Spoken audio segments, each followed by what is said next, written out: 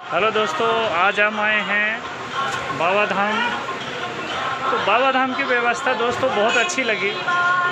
मैंने दूर से देखा था, आज मैं पास से देखा हूँ। सबसे अच्छी लगी कि जहाँ भी दर्शन करने वाले दर्शनार्थी जो भी पैदल चलेंगे उनके लिए ऊपर से धूप और बारिश की भी नहीं हो लगे, इसलिए व्यवस्था की गई है। और इस तरह से ये ब्रिज बनाया हुआ है।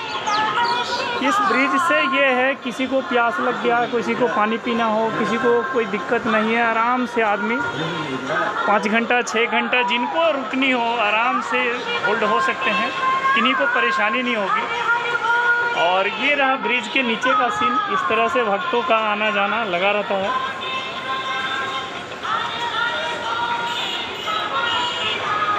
और बीच बीच में पंखे की व्यवस्था की गई है। नमिता चौधरी जे